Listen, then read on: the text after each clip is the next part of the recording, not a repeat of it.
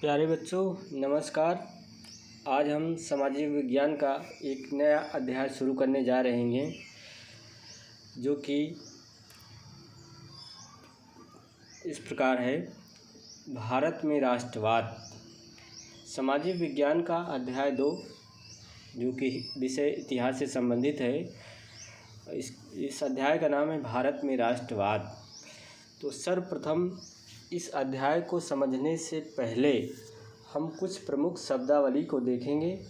इन शब्दावली को अच्छे से अध्ययन करेंगे। इनका उपयोग आगे चल के विभिन्न पाठों में उपयोग होता है और विषय को हमको समझने में बहुत मदद मिलती है। तो आइए एक बार देखते हैं पुनः इस अध्याय को, जिसमें सर्वप्रथम हम प्रमुख शब्दावली को देखेंगे। तो पहला है राष्ट्रवाद। तो राष्ट्रवाद क्या है? अपने राष्ट्र के प्रति गहरी निष्ठा और समर्पण की भावना को ही राष्ट्रवाद कहते हैं, अथवा एक ऐसी भावना या विचार जो लोगों को एक साझा पहचान, इतिहास, संस्कृति और उद्देश्य के आधार पर एकजुट करती है। दूसरा है औपनिवेशिक शासन, कॉलोनियल रूल। किसी एक देश द्वारा दूसरे देश पर शासन करना, जैसे ब्रिटिश शासन भारत में। तीसरा शब्द है भारतीय राष्ट्रीय कांग्रेस, इंडियन नेशनल कांग्रेस, जिसकी स्थापना 1885 में हुई थी। भारत की आज़ादी की लड़ाई में प्रमुख भूमिका निभाने वाली राजनीतिक एक पार्टी थी। चौथा है प्रिंसली स्टेट्स। तो ये क्या था? ब्रिटिश भारत में स्वायत्त रियासतें, जिन्हें स्वतंत्रता के बाद भारत में विलय किया गया, जैसे हैदराबाद, जम्मू कश्मीर, ये सब क्या थी? प्रिंसली स्टेट थी। उसके बाद पांचवा देखते हैं उपनिवेशवाद, कॉलोनियलिज्म। तो उपनिवेशवाद से आशय है कि एक प्रकार की जो गुलामी है। उपनिवेशवाद एक ऐसी प्रक्रिया या व्यवस्था है जिसमें एक शक्तिशाली राष्ट्र दूसरे देश पर राजनीतिक, आर्थिक और सांस्कृतिक नियंत्रण स्थापित करता है। भारत में यह ब्रिटिश शासन 1757 से 1947 के रूप में देखने को मिलता है। अब इसी उपनिवेशवाद को हम थोड़ा विस्तार से देख लेते हैं। आगे हमको चैप्टर को समझने में बहुत मदद मिलती है। उपनिवेशवाद की विशेषताएं इस प्रकार हैं। राजनीतिक नियंत्रण। औपनिवेशिक शक्तियां दूसरे देश की सरकार को अपने अधीन कर लेती हैं। अगला पॉइंट है आर्थिक शोषण। उपनिवेश के कच्चे माल का दोहन करके अपने देश की समृद्धि के लिए उपयोग किया जाता है। सांस्कृतिक दमन। उपनिवेशवादी अपने धर्म, भाषा और संस्कृति को श्रेष्ठ मानते हैं और स्थानीय परंपराओं को दबाते हैं। स्थानीय लोगों के अधिकारों का हनन होता है। उपनिवेशवाद में स्थानीय लोगों के अधिकारों का हनन होता है। उपनिवेशों में रहने वाले लोगों को उनके मूल अधिकारों से वंचित कर दिया जाता है। ये तो था उपनिवेशवाद की मुख्य विशेषताएं। अब हम अगला शब्दावली देखते हैं, डोमिनियन स्टेट। डोमिनियन स्टेट क्या था? डोमिनियन स्टेट का मतलब होता है अधिराज्य। डोमिनियन स्टेट ऐसा देश होता है जिसे ब्रिटिश साम्राज्य के अधीन रहते हुए आंतरिक स्वशासन, इंटरनल सेल्फ रूल की अनुमति होती है, लेकिन इसकी विदेश नीति और रक्षा संबंधी निर्णयों पर अंतिम नियंत्रण ब्रिटिश सरकार का होता है।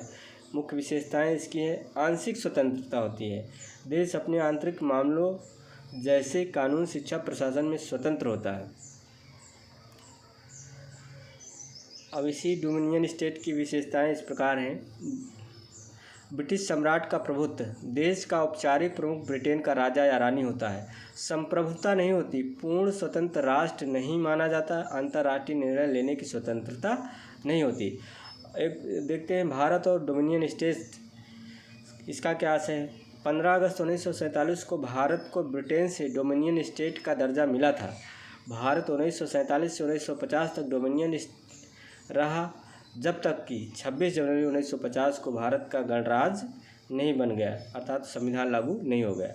डोमिनियन स्टेट की मुख्य विशेषताएं, आंशिक स्वतंत्रता देश अपने आंतरिक मामलों जैसे कानून, शिक्षा, प्रशासन में स्वतंत्र होता है। ब्रिटिश सम्राट का प्रभुत्व होता है। देश का औपचारिक प्रमुख ब्रिटेन का राजा या रानी होता है। संप्रभुता नहीं होती, पूर्ण स्वतंत्र राष्ट्र नहीं माना जाता।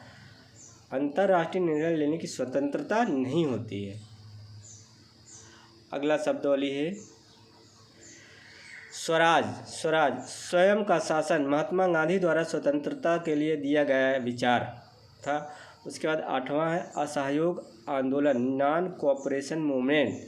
1920 में गांधी जी द्वारा चलाया गया आंदोलन जिसमें अंग्रेजी सरकार से सहयोग न करने का आह्वान किया गया। 9वां है जन आंदोलन, मास मूवमेंट। जब आम जनता किसी उद्देश्य के लिए संगठित होकर आंदोलन करती है तो उसे जन आंदोलन कहते हैं। चरखा क्या था? स्वदेशी कपड़ा बनाने का प्रतीक, गांधी जी द्वारा अपनाया गया था।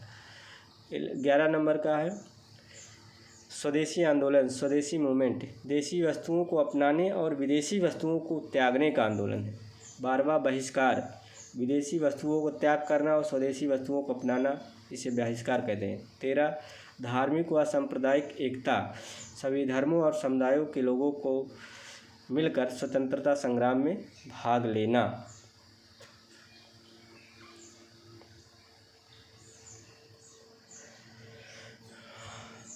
अगला देखते हैं 14 नंबर जलियांवाला बाग हत्याकांड।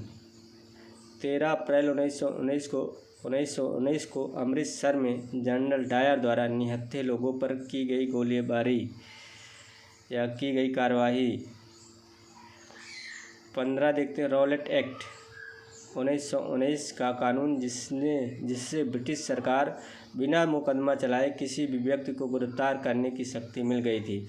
इसी रॉलेट एक्ट को बिना वकील, बिना अपील तथा बिना दलील वाला कानून भी कहा जाता है। इसे काला कानून भी कहा जाता है, इसे ब्लैक कानून भी कहा जाता है। अगली शब्दावली है खिलाफत आंदोलन, खिलाफत मूवमेंट। प्रथम विश्व युद्ध के बाद तुर्की के खलीफा के समर्थन में भारतीय मुसलमानों द्वारा चलाया गया आंदोलन था। 17 है नमक सत्याग्रह, दांडी मार्च, साल्ट मार्च। 1930 में गांधी जी द्वारा नमक कानून के विरुद्ध चलाया गया आंदोलन था। 18वां शब्दावली है सविनय अवज्ञा आंदोलन, सिविल डिसओबीडियंस मूवमेंट। अंग्रेज़ों के बनाए गए कानूनों का शांतिपूर्ण उल्लंघन करने का आंदोलन क्या था? सविनय अवज्ञा आंदोलन था। तो इस प्रकार से हम कक्षा 10 सामाजिक विज्ञान का अध्याय 2 जो कि भारत में राष्ट्रवाद के नाम से है, इसका हमने पहले भाग में शब्दावली को हमने देखा। अब इसके आगे हम अगला पार्ट जो आएगा पार्ट 2 में हम आगे भूमिका देखेंगे, उसके बाद आगे हम अध्ययन करेंगे। बहुत बहुत धन्यवाद।